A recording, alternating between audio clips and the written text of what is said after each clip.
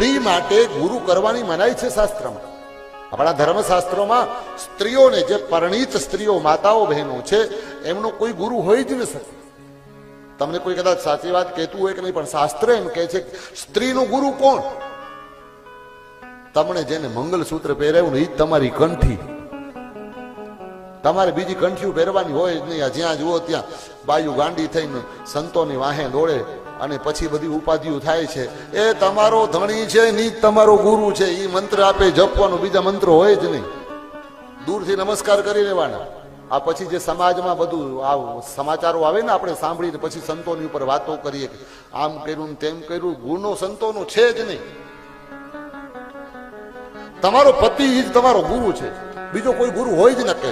આ ભારતીય સંસ્કૃતિનો મહાપુરુષોએ કેવો નિયમ આપી દીધો અદભુત, કે સ્ત્રીને ભટકવાનું છે જ નહીં. ક્યાં સ્ત્રીને કાંઈ ધર્મ કર્મ કાંઈ કરે કે ન કરે, પૂજા પાઠ કરે કે ન કરે, નાય કે ન નાય, દીવો કરે કે ન કરે, બેનની ચિંતા કરવાની જરૂર નથી. કારણ કે એનો ધણી જે ધર્મ કર્મ કરશે એ કદાચ લાખ રૂપિયા દાનમાં આપશે તો 50,000 રૂપિયા તમારા ખાતામાં જમા થઈ ગયા. એ 5 માળા ફેરવશે તો 2.5 માળા તમારા ખાતામાં જમા થઈ ગઈ. એ ભગવાનના 10 નામ લેશે તો તમારા ખાતામાં 5 નામ જમા થઈ ગયા. મહાદેવના મંદિરે લોટો ચડાવશે ને તો અડધો લોટો તમારા ખાતામાં. તમારે બેનો ઉપાધિ કરવાની જરૂર જ નથી. એની સેવા કરો બસ ખાલી.